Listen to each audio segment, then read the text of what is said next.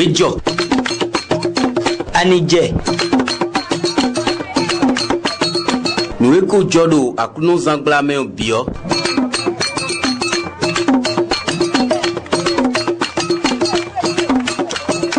Sincèrement, Nathan, Ewayi, Lili Tadji, Noa, et Segbe Midjadian ton. Mibodoto, Nuejo.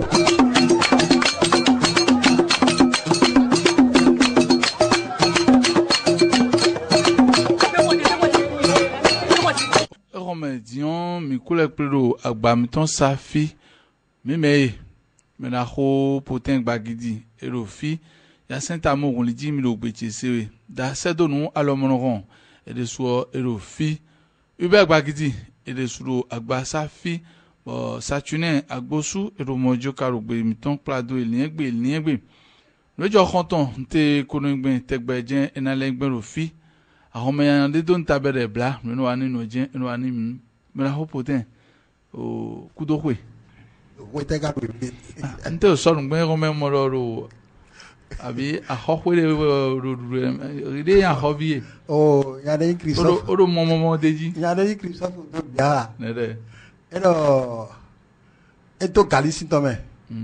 Só até ter um só Covid não dá no meu. Não qual. Ó, tu é o agbegbe ma. Mama mo la do ta ko. O to Galici mo Covid dá no meu, velho. Do wini ya to. Era mi wa kwenu we. A galia me pomorura. Oh, né? Mi wa kwenu we wono ho. Me to na do Galici me de na do povado we de o te kanne. Bo komoro Galiku ya kwenu ro le. Be ndo Galia kwenu an kuncheme. Maison to gisi ça va lo ne o. Ne bo dion. So mi so we ma. Dion e blo mo ko ndo na je koma. La o he no ho. Adala to kilo we. Ona du. Odu e no jada du me ganji. E na soko ya me wa kwenu. Romédion on a ma ho na kilo we o kamo. O ne re brique de 15 madrier. Amoso ja ne me de ko ganji ni o chan pompolu fo. Ra to po vi o me ma. Mo ka ba. Ele mo abele jada du me re. E no jada du me. Ta se do poten ro de galia jenru to ko vi o me na de ku akwenu. Oh, me la ho poten o era so ko no ma ndo ga na. O mo ro yo no esi hwe ko kene ai. Bo yo e ka e wa yo no esi kan. O kele ero yo no esi ga ro yo no e glory ro yo no esi ga. Ta se do o kwete ta. Era ga ro kro to le bo. Un poten okoro ko nu so e jo ma ro le mi o ta yo mi dego. Klibibi. Bodion. E we ndo. E ja ko rugbo yo nu pe o ero. Ne. Ja ko rugbo no do awe ne. Poten ka yan de mi da. Mi do pobo yen de ja ko rugbo no to mo nko. Yo ko no blobo no viti mi. No em blobo mi na duku na di o si ku fole mi ya. E ko lian. We era so si ku wa. La se to nu ro ne re ku goli o. Alon kan vo di o to ni mi la sa to gba me. E be ka no. Mo aje. Abi ai tu e mo ha. Ai che mo. E ganji we o ndido. E kana dai ka na we do me ra ho poten o. Do gbagidi e ki mo a. Gbede ma. E ki mo a do. Gbagidi e yo jo mo. Era e ku ki mo wo ro de jo mo. Mo de ko jo mo e ba se no. Ayo, mai mo a. Okona ho ibe design na do wi. Mai mo a. Na do ni ku jo mo. Ngele ko de jini be wa. No e dion resu khoto me we no na body. E de so no da fojo no no. Bo dion mi te mi ka fi o ka mo mi no jira ho. Lo ada cho jira we. Bo mi no jira ho bo no e ne o lo kana wa gban ni no e ne mi jira ganji ton hun o ten gbangba gide mo no dan ni so wo. Ndale ojija we. Walo. Oh, me la ho be gba gidi. Koi ba ka teru oro sinu e so mo na. Abi ani odui. Abi o da mo soja. Àmọ́ sójà ọ̀rọ̀ à àtijimọ́ kulekun bọ́bọ̀ ẹnu sọ̀gbàdà lọ́nà ló sì ń dejú. Eji o yànnì ọdún okulekun bọ́bọ̀ rà gàmí jójó akúrà lọ́dà sọ̀kan tó gbọ́n mi bẹ́ẹ̀ lọ. Ndu kulekun bọ́bọ̀ lè ro sàkẹ́tẹ́ sọ. Fíò. Sàkẹ́tẹ́. Fíò ni mo. Họ sakota sin kame tán ẹ zakẹ́tẹ́ tún fún ẹ zakẹ́lì zakẹ́tẹ́. Ẹ wá ìdúkulekun wọn ni. Sọ̀gbàdànù. Wà ló sí ló sábà lọ. Wà ló sí ọ̀nà dejú. Sìgá ló tàn wẹ́ la. Sìgá wẹ̀ nọ a nùdú sọ̀tàn bí ọ̀sìn yẹn lò. Eron dejisi. Odukulekun sọ. Ma gbache o amo emeche zanwa e no da kulekun bobo yan. Mvesi dumene mo no donner de tansin on le do ton na. Mo je tu e odukulekun hu tonu hun hilo kuletin jon kayin.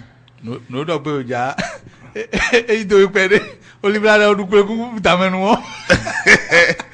Bo edo damenu e ma india ne o kereku o sekwetu en yoni mera ho esun o dadatoro natitengura afun sombanu be dokun sin natitengu kaka ikutoro ijekwe ri esun mi do sombanu be do koma o mo ko evonu esin kun sombanu esun e do un tu ho ajekwe ni ro kutoro ni edo ro sombanu esun ya no yin o do sin edo ro sombanu kun ge do fonu Temenu enyo. Ewe do. Edo tamenu ma inde kozumene. Edo afun makinu no verso afun tamenu ama. Abi afun de so afun ka do ne gbeto me edo mo lo so ka pon mo. Edo makinu no veni mi so edo tamenu edo o to menu ama. Bodo to ko me ba pon e mo nje nu eyan jole mo ponte me na glibe yo. Nu eyan jole ya ne. O mo ache nu ne cho nu kunu ma mo je me je no bo ko me sino a era ko ke ko le cambio nya ije we ni edo bo esu edo so mba no pero kin ere ba ni no kan no je cambio ko na titenguru no kai na titenguru mondo ni o Meredo na samiro kuton bondo ndonno e bebe jire ndonno e bo no kana de ho ne ara akuli ba were oro mama na de emi ojigina di kuton te no ba na gbo ama bebe jire o karo e kai madam wendo ni mana donde o modo madam fon gbe mi ton ma mo nkuru je me ha e je yo zon do no yo vodoro madam o gbe mi ton me no yo mo no anachino na suhwe ne bejire do de ni no ye mi do no e mi we jini na di o bejire tambo ando masin khomeo madame do ende do fo gbe daza do era do mo no gan mo na ede do gbafo bo e sorun bo ni ide so mo nte sorun bo o na mi atan to ko potin bo no ye ne o e wa ko we pon o ple de do bo e bla soutien bo ende o le mo soutien ro do o so yovo zen pa anoton pa bila gba inu po o de aron platine lego ko ando ko do mo nte son gondo do ni to yo nu gbe ri abode adjectif qualificatif dio mi na mo nde ko won yen joro yi ko fitin e di o bedo 2 ans mo e ka so mama la kwasi yonche me mama yode ni ndo ndiwera fio utru fio a khole de we ne ma nka do keke chete o ka ro aye ke dio me ro ka yo me dio le poro peto ba we da di ya cho me ka ji fini olo ne me do mama o si po ro ko le do ama o foi Pote chokonedo amonte wa gbomo no black camera ton do to be black kekabo wa paro fi no mo do ndona mo no sin o do soutien e blasi do soutien no black kan sin no black kan e bla be sin to mo o na ti be mo ando e blobo ero te gangana gan vo ze kwino nwe pote awon ya yo o lo mere ko wi acheji na ni e ma o lo mere ko wi acheji me na de ma aduti wa ndo pari ogben o do technique de ndo technique de ya me mo wendo o kanyon mo toro mi to mi kudo tenpa kudo kan ro fufu de vo mi koko sin alisa mi ton sin apakwe ene no zombo to vito si e npompo e no ba sin pe to no jijan ganjo no de to mo no se nu ejera kunu zon zame wa ye o to vi to si de yo mi no nu vivi no ejoji nporo de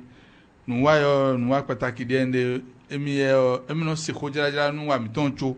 amo mi level ablo asan egbe o ewe nu emi ko se o ba yim ton fesinji emi no le rentam emi no se nu le nsi odi bo emi ton le de jibe emi no le gbache me na ante mi no le do ko de jigbe no juro mi ta me na ko de delisa désiré mi dokuta sotoni do vo me de monde je do me de monde ne hun ele do ni bo mi na tun te mi na le uza jani no gbe pele de je maraho Karim e ka do Karim e do zongo bon zongo me Karim no no edo di doto e gayo me di edo na o emi jura kono no mimi na so sari mono no na kono mi on na do to jibo me de na sira edo konklo mi edo na je ko ino mi do hodo ko me de ri kokun me de no peso boni no se hoton se do mi da ku da so toni yo kun mi ko se hoton be kana mo de jidi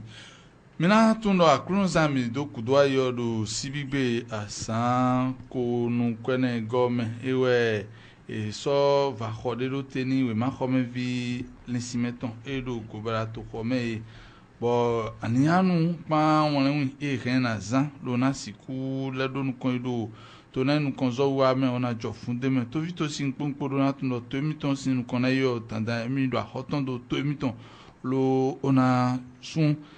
ene gudo edona tekpon lo bo eyin kan lo nuwawe edona lu kwalo ni ibe na bro ene na zon bo wa bio ere gbido ni dogbe ni to vie yo enale siku odogbe nuwa ene e bro do gobara sin to kho meton mera ho gbenu asongba eyin kan lo peta hosumo dono ma don de me pe asho nu sin tutome e no jekunde no yo mena ho atin mero flen lo do de tandan do na bro to vito si e men we ma ko me vine yo walo ene on e na ya odo sin sansan e men mo a e wa sujen we yo nte me ko do bro gbe be mo e ko ma din bo to ma si kuro nu kon yente bagbe on e jen lo e na yin e we zon lo bo so nu wa na lo te lo bo fi e kian e men gbanu kwaton ene yo e kon nu ye ona nu ye do nu ye jiro ali ene nu bo e te lo to na inu konzo wa e na tekpon ona jo funde me na ho be nu asongba elena mo jeme deji ku mo na doto ça va to ko na inu kon e no bo mi so nu wa mo lote ça va to ko na inu kon gle to ko e de so e na inu kon o nu kon yi gle to ko ne le meton mi ka mo do mi ma be sin ya povi mi ton eji o je wa lo dagbe na eji o e kuna vivio kun tu mi so nu wa mo lote o so khore beta a hosu ton lo makado ndeme peno yoro maison de la société civile e jahoka o beta cop suisse yibri ni we ma mi lo dalomi o ro ni dagwe mi ni wayi bo o 13 janvier wayo ni kuna nuyen merci bo dion e ron me dion merci ne yo e waru yakovie yo o nuyenele na ewe e kan yakovie chowa yakovi lo yin lo e so lo kome do kompompo e no so kan un yakovi kan enele yo kabi yakovi e wa so gadi nele yo o e mi kian lo fi dion e na bla ikande mo e mi kian be ro nuyen mo una ewe nuyen te kare do o bene bio e do yakovi mi ton yo mi la pen kundo ego bo e do ache e ma do nouveau energy we ede nous comptons yakovio e die do na toju na nandudui o ene yakovio do ache ene ka wa yo e do na pepon bo jijiwe ma do na do jijiwe ma don do nko bo e do bi ba do fi de do na ya mwen kun yakovio e do ache ene yakovio le do ache do na le sweda so me tandame kun ache otonjogo ne ene go ka inu bo e ma no clear na we ndo yakovio e do ndewaru e do apaton elo na no dendo o we na ton do sogudo nuelo nuemi ton ebe emi do na ho tokan ko sin play mi play e ko medin le mi na blogo ya ko mi ton sogudo e na ho tokan ele te na blogo ya ko vi sogudo e na ho tokan e we zon so mon ko dote emi we ma ko me vi e ka i va ko mon ko yo fufunton e wa mo medede lo cambio bo nuyen ido nuyen di e blo ne on nu mo singo nte ki gbeni ele ro pede wa mi na loto nuwa nte ki gbeni vivi me desu do e me chwe player me de reso do e me ka fo de o ka so nuyen de be nuyen so wa yu e me ko do redevabilité o de me do la so tacle bona wa so do redevabilité go então mo ache me fi pe vie ton o so de na bo e kale do ni do mi ha mi na kam bio na ho to ton e ambio no e do les angbon e biaji e vive mi kanji do les o wonu a vive mi o le modo e na me ni ya po viton 6 ans ya kwa video raza mais si walo yo le ki gwemi lanzando walo e vivini do nye dio e yo taw u je hoya lesna ma podo e na nchin kono na ma podo mechile ko nuiba ene sin gwenu va ho ene on me ho de kanokon e me beto nu kundeji e weni tokmon la vigan gobaraton me na ho Anatole Sosu Monkbo Menaho Eni Khayando Makome Vie Ditoro Makome Linsimeton do Gobala Flin Menaho Ontonji Atelier Bon Menaho Da Senuyenon et Gobala Vi Didi au Sankpe a Hodeon et des soirs nous émotion va honego et les pas bien après de bombe dans l'auto. Nene na do je ngoje gawe e je dambe do entra do fi pe vile e wen dokun soto e ho mention e ko soa meteso e wena diomi e wena reto e wena dukan bo ho menye ka no yana ibi e waje so e san wona be ne na ko tunu a no elo no te me aso yo nduna be aso chebe so be na fia ya e san le tagbaju ni weda ime e na ko tun e vi mitra la bona do beni beta e so tutume rutio na do beni me informateur o onu wan kaka be fo me ho da zankpe lycée enu mi pa bo oru académie wo la do mi mo nyena fileji me do beni bitra la ro e no wayo vin mi parce que fileji je me gbatun kunu pujo me gban kwa tawa en bo morode fito fino na do kunu sedu ye na gbefe be me te ozi wonu te boy nu do mi jina do o me be je zangbe ya se mi zangbe e he na do na play be na wa ne do krime kai ngamoro mo je me do nu ye te lu susu yo zo ina gbe file be wa nu ye do nu ye jibo nu ye yi dion ya na no be ton pe bile ya na te no te lu fo gbele ro a nu mi si one nu da gbe mi do achebo kai mi so yo to ga mi so mi no yo mi mama do ndem mi na ba de no igon mi madu mo ja ndé ko mi na cambio ye podo sisipo bena na mi we o PHB ne so atunte do o arrondissement Gobaraton taji o CG Gobaraton me o wen bo jacho ta fi e jacho de o fi mi ton e o so gudu o e we na di o me do nu kondole e makaje afọ didede le pro ejia e wa je nu kon we na no blu wo e no me ko le blu yo je na fo na blu fi e hunya karo to ji de o e kere ne kun nu e pon e yo nu gege le na no kindu ndile me gbe o a e da che de le be na no a che be yi ton o cho azolet me da do no wa be yoro to ai de voir we me na monte mo participation citoyenne alors dudo teme fi do fi to ko me de o alors do iton ene o e bio e bon e kale de kle do ko me we PH me ne blodi o e de kle do ko e do no do ko joko e do no do ko joko e zone e so e de mbe kon no azewa e de no timeni e ton e to vi ton e bo mu boji e ne na do na no blo o e ngu na e du de me na ba e khabo na blo bo khona khoro to ve kunu e pro e di on dagbe fi ka pon le o moro e keto bo se PH be ne dagbe wa do finele di on e no e bi o to me di on e na nzi bona je azwana ji e na nzi bona je azwana ye ka do to moro to e se to ga bo e di me de so bendo le como pata le kota be ko la zoaha vi ton le si dodo le to ko de o me de nuego e na kendo nuego avzone na di ma no be ma di do mi na mo ne ya to ko na yi no ko yi ton e na yi bon e na khori do bla me na do de khala do zone di de me e do ko na no blo ponchi e do ko no dodo be ko do me na yi ko na do khasina di na do na ton do ndali leji sen de do le o ndo e ne jo ko sisi le na do ko no me go e gbe we na go ma tu mi aso e na tu no me le e do le hunda ko ko me bi ngo e ndo PH be ne je blo de mi si ku yi o pa gbe ni to ka blo gbon ji wo an lo le de me ni vile ni no ko yi to ko Gobaraton arrondissement Gobaraton so commune Savalton wo ta kai to biton se si beneto nda ko de poten hanne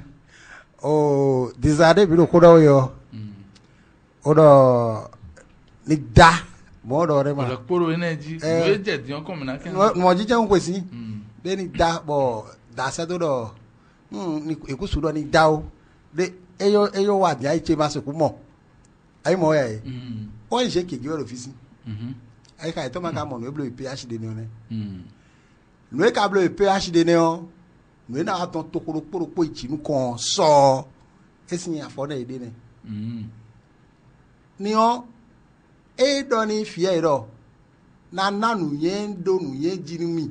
be na nu yen do nu jinimi yo inodo aso bi ku yo meri we aso bi meri ton population ton de sous de me mi me to vie de so mi do na jo fun do nu me mi no amoro alide le timbo me de le timbo e wa kun na le o kinte na ki yo ino de to pen vi jon jane be no de be no ko e na kondo fi yo e chobu no site no kondo fi ne e fi yo ku ji alo pade bo na za yo e no chite no za sa me de mazon yi e no abon gbeto bon koto dion e no kere we ya nu ene kon fi ene dion be si gbegbe fi ene yi nu ene e ko me dion na do na te o directeur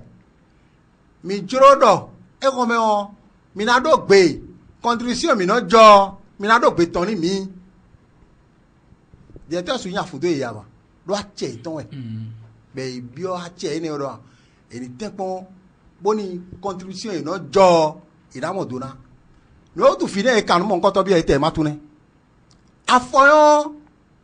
e wa blo point ni e yo e mo 2 millions 700 bo gbeto e maka sun pe o ele se pon 1 million mo bo e me ne sun pe aba ko ene o e na jodo to be na don ya aso me vi e wa blo formation na ne yo e re na ba to na mo kun je ne me bo no vi eto e po mako su contribution le na dogbon ni be te na mo te na su contribution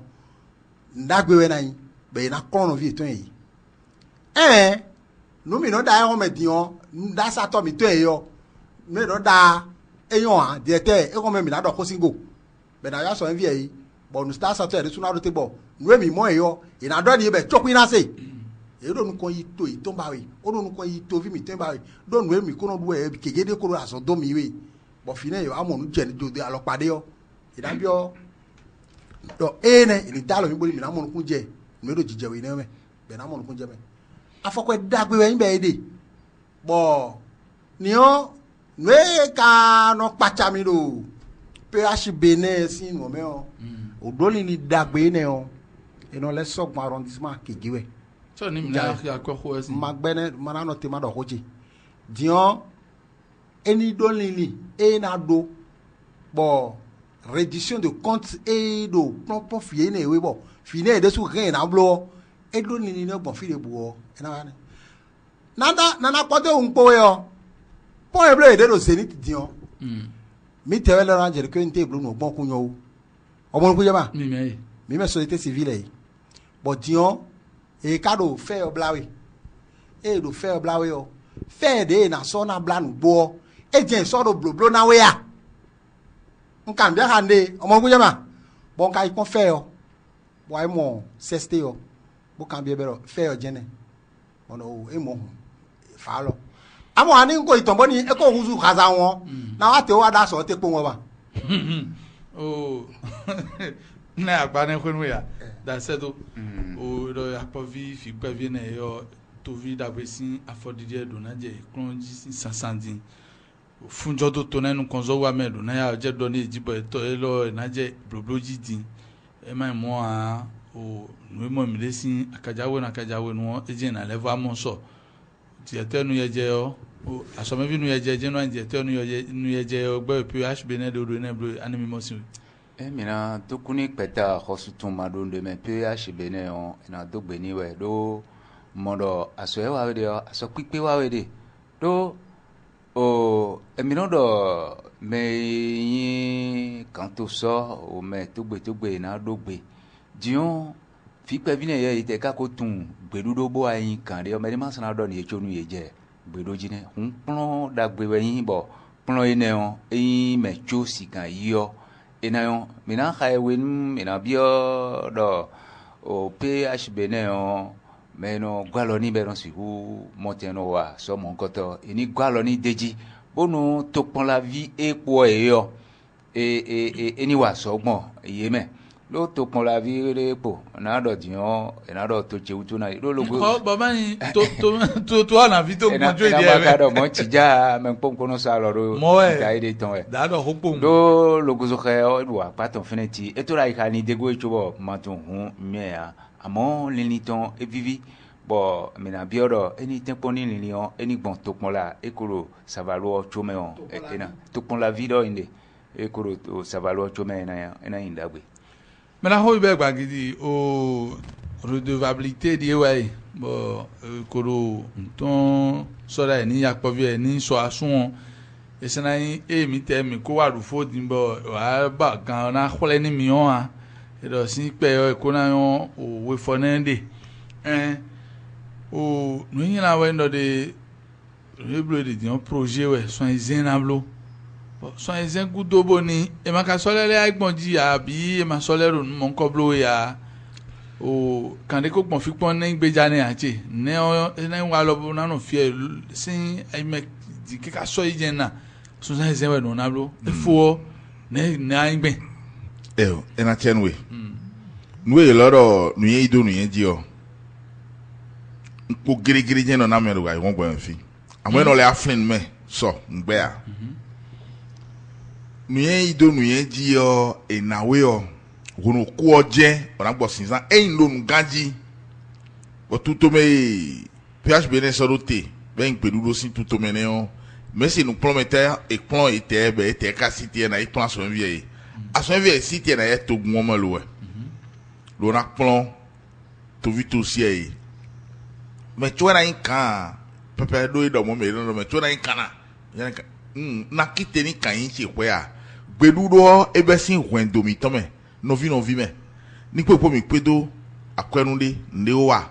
wo ki o go no ji o sawado gbetan mi ohun ko wa mi asukwa sipa odupo bo nte no gbe mi le o ma do gbetan mi ohun ko wa na o no na hikwe we ni suno no na hikwe ki yonu bo o khla khi o bo akikule do vodo we o ma do mi do akisa yo mesin akikule ya do vo we yi khla khi o ma nte nkule gbe die akweti o ekpemi a o ma no do gbe ene o suno pa igba mi na gbo dedo deme a kun pedu do damenu boy do na no do bo nu wa phb ne de o e na blo ni so izen o do to pon la vie o me o do te o na bi o me yi to pon la vie gan kwa come gan e pan do e re na so tuto e ton do te bo yin kholu do gbo yen we a ayi so do nu ji fimi ten e ton e so digo o pan kon na le yon nka buro peta cosmo droit do ne phb ne na kite ro so izenji do ado no e de konen yoni to vie do de we ganji o kendi na we o ken so na we o mburo tuto me no le drain awa deji nte me la ho poten dogben o da se do le dogben ni ndo to chevue bo na bioro e ma so do so asogo sogo so ala gawe na do kwe do sogo gli kokwe e ko into hoa pepe bo mi da so me ko do ncho ngbe a amo nu po do wende o e wen do e ma gbo gbedudo ho do o mo do na mi ko do ho yo de ro fi bo kan to so to vie etan mi no do ho be no kilo mi ro nu pe pon ni ewe no e ja fe do do e dian no juro e ama e ne mi adogbe be do wa e ma kinde no e no do e do pon menu ye sin doa e do wa lo menu ye sin doa nte ph so pon dian ina no walo fi pe vie ko do khone ni pon dibe mo do asome gan yaya khoimendi ko nwe so kami de bon do na do pe to be apon mi yon e da yin na so be ne to ni na to na mi do na do pe nuyen ido nuyen ji ne eblo de na cheni to pala gbasa edie o ko do ti e fo ko la ho fi de wo e do nte mo we bo kweta cosmo do madon akosma don de me kweta cosmo do na cosma don de me phb ne do mo nko e ma do nu kuno e kweta de vo na le avo ablo e ma ablo mo nu to re na into joto o nu yen me to no bide to no into joto e re on to pon la gbasa re na so tutori so tunte bo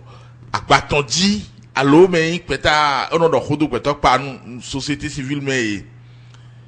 ndede wa khoso no na ebe no sado be e su ko jesansi na ono gbonto pour la vie de me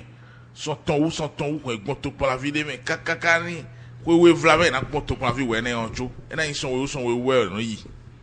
Pour payer plutôt pour la vie ngo bi ho ya mera ko so fe lo ona do fit no de me na lo ko gbo ne do pe ona email lo na sukutin me ni to pla no play agunpo ko to emi wa be mi te pon do ko ni kamite ni anu ado pe be du do nda pe we table phbd ni gbaso enfi e medini o mi te mi na blo to ko me pa asin eyin to pla gbasa suku do ndo tuto me kena do ko mo nkoro to pla gbasa e te we tun ma wa aso ene ide ona mo njebe ni esu ku blo adana mo ina o tele so mo gado to ejibe to pla gbasa na blo wende do wende lo kanji nte zungbo choto si me e blo ro fi ni pe dozo ko be kporo ko ka je fi ho me tin ono won ni tre blo pomo bo eno mo no flim me we ma nte ravi pour ne de do dandan ni blo ko bi ko nu nu gbedudu ni nu de nu kleunde mo bo ni so wen kleunde mo so dote ene o kwetu na le gbo wo pede ene o mi na mo nu ko ina tini mi ro alors ene ko so taji wa we peta na de ena chanu me na ho be bagdi poten ki do o hode wa bo na dion we njona do ni ube yo en to pon la gan we na ba mede yo mekado mede cho iwe ni en no to pon la gan na akwa vide mede be na je sanso na bon fie yo mekado mede me zombo ena na ko bo na le atwe yo ne no so ena twe me wendo ama me zombo societe ena confie na tin me ena don we nyona do pedudo me ni to vie we ni ndo ba ndo ena chome ndo ama to kon la gan na no do gbe mo ena me ka ka mo no ka ne ene o societe civile mi so do koni gangan na mo na asote mi do na wa mi ko wa mi no nu flame yo sin na chenu o no ejuro o churo ra ni blogbon mo do eyin ro to jo se je o ka igbe na blogbon mo na yon ni ona ni jo o poten ma ko do mo mi na pa de fo pe we ndo de eme eyin tokun bi asuka jonjoja e pedo sibigbe o asan o dinwe de dinai eme gosin tokpon la nponporo tokpon soka meton fi egbeto afo o jeji mo edonu kundo nu wa monko teme beta enodo ccg yo be ablo o pleda ho gengen yeton e so peta monko so tuntero dasazumeron edo sunzan tenebro gudo ewe wado tion aso mi wa kika je fi olobro pe na egbon fide o ma ple o to vitosi emeyin pevi mi ten baka aso khore so khole bo ma itagbe so nuwa na bro me na ho kazmi de foji ewe isoro peta na je hundo tuto menen bo ena kika vivo nbo na bro be na je khungbo na je gangbe o me na ho ayo khoro flen do kwa boni yeme kokosin fide ke nu hunu lo wa nuwa monko do me bikwi lo kalevoa tedeji lo do nu kon yewa mi damen pongpo bo na penkun de go lo na tetu na se ganji o fuvanu won e kana epe uye afoye aso wa keka je flen bo nu wa ne ati yin ti gbe o me na ho gbo jage ton clean lo flen lo dokuta so ni me wa monko do me bikwi wede nu yin bo me na ho nkan ni peta ccg ton lo to pon so kameton fibris doche e de so elewa do sogbeji lo wa do peta ho bo sun tene gudo nu e blo temeteme e wa do kha odo iwe ndo de etenpon bo tokpon la e koyin aizen odo tokpon suka meton me fie bi kuyo lo yaji yo etenpon o so peta ene soso tunte bo ene gudo azinka eyin ccg yo ton ele soso tunte e blo ne bi ku fo esu lo bo do na mo mede ona itabe so na le linta medo nu ekpo bo ina wa ego yete kado de mi dokpe ona monten ona no togan Patrice Talon gudo lo bo no to kwen vi asuka jonjoja eton lo soka me fie na khogun ton lo bo ende eton ina mi monto nu wa ne npo sin wenu ewe me na ho e kwaze ni nu wa monko njeru to ni o ple ene on e sasha akpovi de menu e wa ikoro flen lo ro de emi bio ro to kwen vi yo ene kun ede do gonpo me no po lo pono mewe sanwanu si Saturday lo kono siende eneon emi na enamoro ena tekpon lo na levono to gangudo lo bo liniton edo odo mi na so na nbe to ni ku aton eyo ena hokundenu lo na siku le blobo ena siku nchiche e ba no si tekpon onodo mi lo to ganji lo bo no ele ona blo yo mi lo kudoton mi renso yo po amo nu wa mi ton pompo e afodi de mi ton e nu million na blo e yo e we mi na blo na so to gan so sude ponu wa ton e le na blo e na wa to de e na sin we nu we me na ho esa ya povi e do ene gudo lo ka bi odo de saval fio e ni ple o yin ani mede lo do gbe pobo yin piton vo seton vo e ni photo flin azon pom na do to de men esa ya povi bo nu de sudo vinon me vinon gbede film de film dans élection de Boyo e ko wai amo dion ntemi awago ibe ta pe dia yo mi na no ko ona so mi de sa inu ko ona so to bi to sa inu ko wa na ba be ma so afi bo ado ko bro be o ife e be data e be ma ke e me bobo me choku ya me ko we pio pom e la soda ibe me ko mi na to no ko yi mi ton lo me lo dalu ko inu ko sabalwa inu ko pero tara inu ko sabalwa inu ko pero la o ta inu ko sabalwa inu ko me kila bio mi de la de mi na ko mi de to ko e ma ko mi de to ko a mi si mi ko na le ko clear Hogle mena le gudo e mena ho e me nukuneji e jonoton ro pre da ho monko do me on e we de ka to gan to do to ho du do sin alin mena ho won to gan ho laza sekwito e wa ho lo apa to kon vi asuka jonjeja e ka dan pompo itondo asogo e ro du do e pondo de to kon vi on ponte kunade boyin ina so e ona so jon sinpo jibe na no e so bo yin kan abi odukan le o ina aso olona penkundo asogo olona wa titengbe ona khogun eyan so je wa de oyun wa kere boyin etogi siwe je odun aru fi le jan ndentuo ona motanda ina so ikanton tanda de amo ina jijan yo bla lo togo lona do eronde jan mi ya mi lo de jamo ya eneon fwe gbameon mo je kan de tegbe ene mede suno na khokan lo bo ina tun do meyo etin do fide lo wenu etun do etin do fide eneon orofile jan ena baimo ejan de jan robo ena do monwe ona mowe ekunsan do kudo tuwe amo e ma do kisiero meyo epe nkudo nego orobloblo e bo esu pe na tun ni ya ene ejan de bloblo kranblo na dako we nenu okaso yin me odo titin wero mewa me ya mena ho poten bagidi CCJ sin opeta so kameton e itagbe so ko men pompo do de medien yo o se clean cho lo kana level se de ru nu wa sin wenu pre na ho magbe kudaso o nu kon ton e se we yon se ero pleji soka to pe vi soka meton yi no mama we don do na go na tun fla we go tun fla we na beto de me gbegbe mai 350 ne o so nu kha tu chuna kha me beto adomi do environ e wa don we environ 350 o wa don ma monnaie me na ho pot e ndo fine ndo koro we ndo kunu fine o do ta fo le kan ko klo video e ndo nu imo kolini si ron ne o mo ko jalo do de ba ganji do no vi mi ton fe na gbagidi e block play mo nko to de do tasa bobi yo so ka me si me be yo hogo kakaka o tun fla bo gbe to ro ko po o mo ku je meda donc mu tati ndo na do ni ro ali ene onu ne bo o ka tun ro e play o blow mo nko to wa yo ho iran si e no su po si ni o biro e so ro te o no eyan ndo na kun e yo no ese mi temi le to ko me yo di ma money yo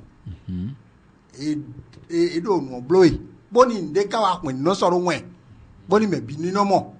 amo anu no gba pe je ne ma e ho do gouvernement to e ti mo o me do boni me do ma ka duwa ka yin wa we donc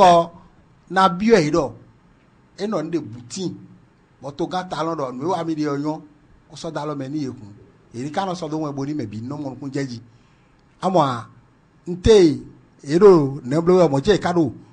ankat blo kuto e ton le suwe yo ne do to pa viero ma e glebete di ma afo e ton pete di ma but dion de e na se bi donc on doratime ni ro e ni ke no do mo ene na yi ela chele me la ho poten bagidi da sedo o erome dion to kan vie do pe keka vivon ton to khoro be ta jin ra so zujoyin abo ma kan se do mi te lo mi na so mi me ho wo yo fi edu kan je pe bo brodi ke ka friend yo no e do friend o me ronu kan na ma se do e lo no we banjo ko so mi ya o pe de jin kan apo to pe dandan so mi jin na aso ronu kan na to pe yo so mi jin na ronu kuna esiku vin de voix to kan vie yo esi vin de voix so mi jin na ijo na mo ni to kan vie na oh mera ko on li jamo kindo no yo ko ganga no do o ton fie mi ko ko dion do zande din ben su so jawe men ponpo mo ka do tutu ton a ne kana wa gben hun mi na gbe a mi te ma wa ni amo nu do ni kan do kan oblo boni na tun do de to bi dagbe for de nu mi na bi o ne e ma blobo mo ni esiku do so mi gbe cho wa dagbe ni to meton fe si àmọ́ ìdáná sọ ndèbúrú nǹkan bọ̀ blomodimbo o méjì ìnáná sọmísọmí gbénu wọn sọ gbẹbẹrẹ ọ̀nà mọ̀lẹ́jì pò ń bọ̀ ìnà fún ẹ̀pọ̀ wọn dẹ́n pẹ̀lẹ́ wọn kákó gbádùn ní wọn ẹnẹ́wẹ́ máa yàn wá lómi nàbí ọ̀yẹ́ yọ̀ ni. o mẹ́ra kó ibẹ̀ gbàgede o mìíràn sọmísọmí sí alẹ́ ọ̀nù pẹ̀lẹ́ ló nù wá náà wẹ́nu wọn mẹ́rẹ́mẹ́rẹ́ tí ń bọ̀ wá kó sódò nínú wá odò tiẹ̀ náà bọ̀ sìkú yín jíjẹ lọ́ yèmẹ́ o ona tempo bona isomi ona no tinje bona isomi gbe okoro tuntun we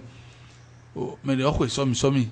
lokalele mo mede odo ndo de ina no kudom tombo emina isomi mede local ni to ko me fere emina isomi o ekpode o eko dodo to ji ni ese ya be karoli le ma ko dobo se bo ko kalele mo do ina gba lo ni mi do vlafo akoru na so ko ekpede ni ba mina sijira nena ko ngbona tin o flan nena agba pe ne ache o ye wa ni me na ton de me aye fie sombo somi wa ça va luo koligon pompone blado candidat on je ne mo okuri ni e be gba gidi na do mi na yin do eno femi wuto ni eja de me so pe tin o so no bla o mi din me to je no ni bla de be nu koligon pompone do de me ton o ton ma e ka yan la be ke to mi ton bli digital ni ero toro mi okun tun do de diton lelewe de clear on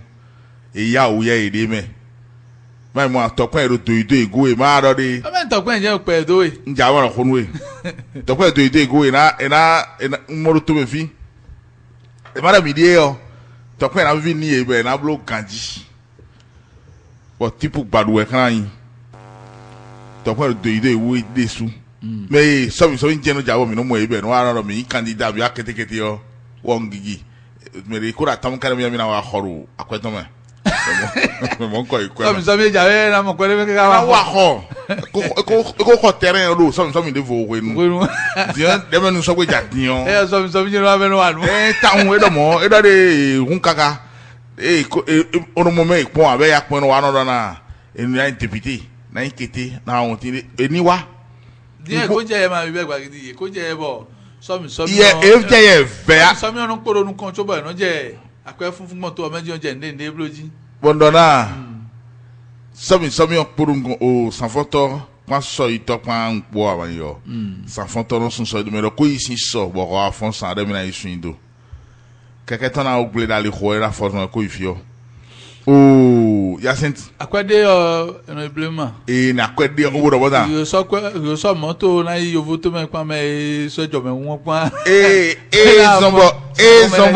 zombo e ka wa din o e kan wa de me ni iboro eje ye ve akweva we ro hun o no jai ni mi na do hojo horu mi de hun eni do hojo ko so lo ni bo pe do bu so lo to na o ple bo pe do bu so de me nu npo pero maraho kwe ne je de be no eno blo rodu ni kwene gudu o nyacho yo na du kwene gudu o eno do ma bi o me la ho be gba mo to le mi fo de ni mi mo kwa na ma na lo gba ninu wa de mi wa so fi eno na kwe mo mi no ma na yin ko ten ke kwede wa ki mama o ten do mi na blo mi do era komentale we ne o do de kojo ko me nwe ko do mi onne o mo nwe da mi de a ni on tun filin ja tori nko yo gbe a do ni yo to onko din tro na do ni do flan bo mi do ho ni asoro toji e wa ndo ete yo e yo dura lo yo kwe yo me pa me la e mo tonte di mo ton bi la pa ko do ni on 9 nu boni e mo ide o do ho ide me o bra ho me na no kutu tuwe bo ko ran le amoni on do teme le ba ro nu koton ni de so o da se do ni de so do teme le ba ro nu koton bo ete no blo bo ma yin la fe do na no yin la fa ho jinu no yin la sa ba fi o no mi do yo ona yi ona din pe yo me mo na ba teme levo mi o yo o ma sana ba teme mi ne asiko o konton to levo me ton fi so me de e bi e ndo de to de me no e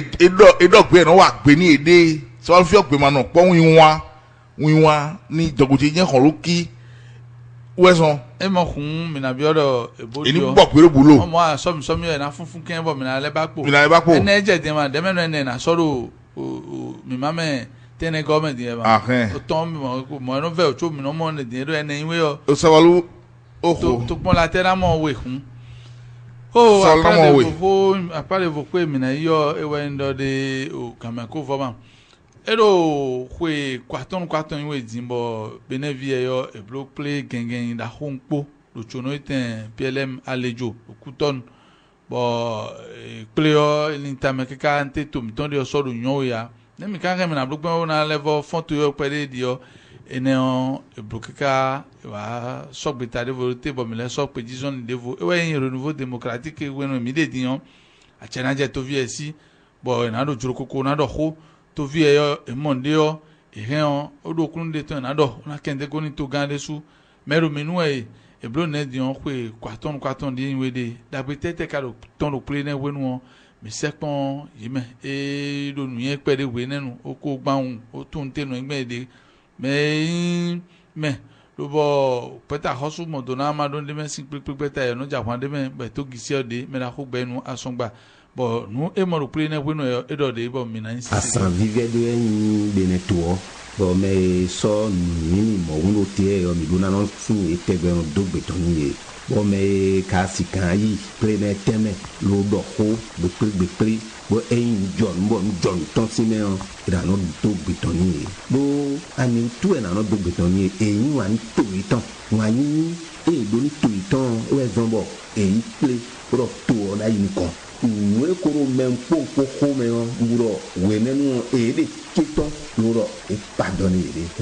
we ne o ndagbe ni bo mi dona so ni de me do wono do me khome to be eno tatawe iwe block nen bo a che pipa kala duko e inde pataki be soro tigenen be njonu be de kakaje fi o me de ntati ntonne da yo una do ko eno di khesi be se were no dion eno do ko fa o mo ko de do to gango o mo ko de do ni na city o ko do khleton do nwelo emina do na di khleton eno do fa ndagbe kerene nwene na yo duna le wuri bona bo to na ni ko teji ene gudo nu dabe e ka mo plene wenu e yo vlafo e siku yan khedo eji be nu be do sinzano ganji yo me la ho ele ibeton a che pipa kala duko nguro emi bembo amo ko ka pode wo na ino tovi do duko e do na mon kun je me yo duko mi wa sore nka moro tovi e nka ko mon kun je me kajio se we mi so bo we mame se ne le yo tovi e yo e na do mi mon kun je e ka mon kun je me gajia e mon kun je me gajio wa lo e to me mi na no mo de e so kan di o tovi na ro ka e so ko me ga e so me e so kweni ton ko fo e ni wa tozo e kai mo e mon kunje a che pipa na idoko arumo bere do ya fi ndisi ngoro ko ene o e podigo wo we ma me o ele do a che pipa wa idoko e na nan dile meri na ke dile meri bo aliene no ko le podigo we ne gudo we ten ko me gale kla mo sado safu ni duna he aliene le do taji nkodo we so keme ndona fon tegberon ro bio me wayin to mereze ni to ni fon tegberon iraro bio we bo iwe nele o mi taji weyin bo to na yin kon edunado me do me yo pre we ne ntone ma do ele mo wa ntem na ofie ko me bia mo me ro ko wa gbe o aso de do na wa aso ene o e ma ka mo alianu wa e na sika blu wa e ma ka mo vu wa e na sika blu wa ngore me budo ina blu titi ko bo me de do alide nu e na no tepo ba ali nu e de o ali o uvede de me a na tepo wo uvene o ina no depo amo a check pa doko e do na lele voto ina le voto bo meri de o we a check to e do na do town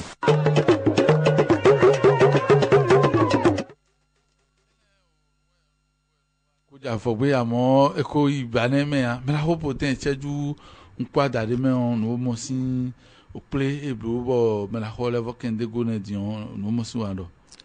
o no mo sin wo durant ko ni mate kereku do asaye gbe on me no flin one me ko katam tambo na jere ke kereku do mi na disagbon pe to sin kanjo me bo mi chokui mi da cheji me ko si toku to ne bi jero kasi diwe ma mo se de suza era nyoni lo kuto me et de vogbe npo et donc aucun bain du sang ne s'éclabousse et ne nous emporte dans ce flot wene do fongbe de me dagba bon kanjo de na kwenyo de jana kwenya fi fame jemi na no kakablo no yo blo ona blo fo e ho de do bene to jiwe but de ne o e yi kwacho but de ne kakuru angbadu fi anu tun ka do we fin de bo mi no blo no ejo no te yo no mi no do bijeno so bi na mi no de do mego e pande pa no mi no do bi no so be amo me chono ido mojia me bi ido mojia ene de mi na do fi po na do me ho do po ma de bo po na ko ho po na pla mi jeji mo mission na fo fo to we na pla mi togo no do beret rouge donc mene diom e kasi démocratie ene outu diom mi no do mi ton Kadafia mi no do po mi do ene ma yon blo e mi na pe ona le do ndo nu mo nkoto nu gbo le nka mo gbon ndo gbon die bon enyo na e kanu eno di onu kegero pesa e to me ro meri yo me no e da mi de ne onu di onu pesa e to kegero meri yo me bon choboli na fo na le toku da so ni disuza deji do e blu kaka be wa so gloro te yo e choku kale no kuto to kaka bo mi blu ni yo bo e je gbe o je gagbe bon ni mana blewe ya ni asayo bebo ni do o etebe to ka o flin asa mi yo nunu kon to no flin yo ne era cheni poten o da sedo o mena doku da so no me do elevo flin no ene on to onu eni le do mo jeme deji bonu honpompo e do wene no eni le do mo do gbeto nu yen to e bene vie yin do khelo e wa wene nu be etenpon do ple bo do ho ndagbe wen bo no ene o ena bene vie e bo mi nu kon yido e do apochemeje na gbedo bo nagba da yen ton da yan o me ma ro kun o epe ro mo ko to da yan o ni run wa na ro kun e si kafla ni toro mi te mo kafla do ntere ji mo ni me chona ya mo kun je do nde o mewe wa lo ene poten do khale ton dine ho yo e blonu ne yo po ma yo po no kende go na so we na so we trulo kende go na so we dion e karo mo karafia ene kreo e ko pe ya era che pupa safo adoko nu timen to vi eni men pompo mon kunje ache edu opan nu aso e karo na wa pan elepo ene o eweyin nu pataki bo emina lebio edode nu time ache pupa safo adoko mi no do ache pupa safo adoko aso te kayin to vi e ton pa bo edo na wa ni ache pupa safo adoko edo da yo to ache pipa iro agawe no na no e dion iro esa fo adoko ne na igbe ene o mo jeme ene o iro dura we ka ko pe a to vi ero na le monkunu jeme deji o me la ho ga me fian mi ma ube gbagidi o ani odo na do climero flin ne on do ho kagari a no flin me bo fono ida do mira be na so makodo ho yo eyin lo mi na do hojo ho me la kwa san gba inu e ko do hojo ho bonu bisuku o levo butame do nu ko yimi de sunu ton u tajilo alo ene ko na yo do e wali kegere mi nuejo anije nueko jodo akuno zangbla me bio